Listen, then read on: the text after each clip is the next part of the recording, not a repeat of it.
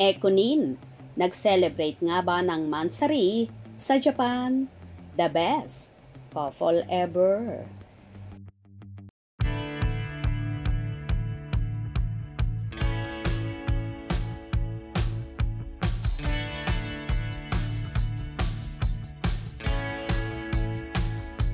Until now ay wala pa ring update sa mga kapamilya stars sa kanilang mga social media account na sina Jericho Rosales at Janine Gutierrez.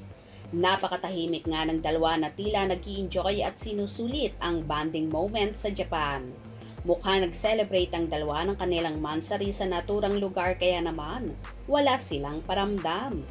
Kapansin-pansin ang pananahimik ni Eko na wala man lang comment sa mga recent posts ni Janine sa ganap sa Tokyo, Japan. Kaya ayon nga sa kanilang Ekonin fandom ay confirm na magkasama nga ang Ekonin at ayaw pa istorbo sa kanilang happy moment na minsan lang mangyari ito.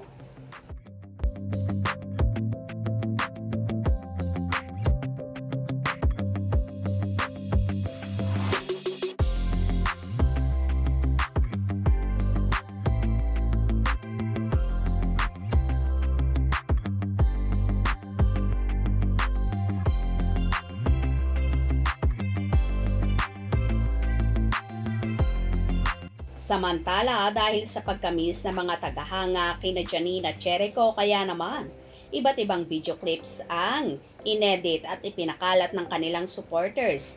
Nakakikitaan mo ng sweetness ng Ekonin. Yan ba ang walang relasyon na halos so sweet? At grabe ang mga galawan nila na tila ba magjowa na talaga ang Ekonin.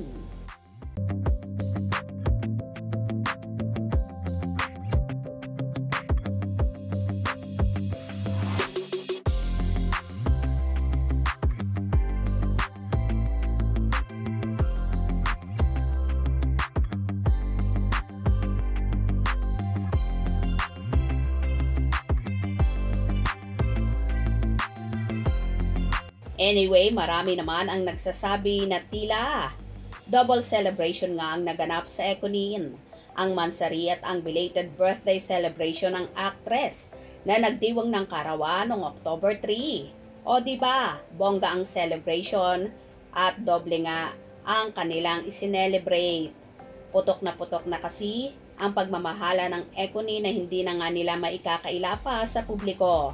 But so happy naman ang kanilang Ekonin fandom dahil nakikita nila kung gaano kasaya sina Janine at Eko sa isa't isa at totally in love na nga. Kaya abang-abang tayo sa mga maiinit na ganap sa Ekonin. Kung nagustuhan nyo ang video na ito, comment down below.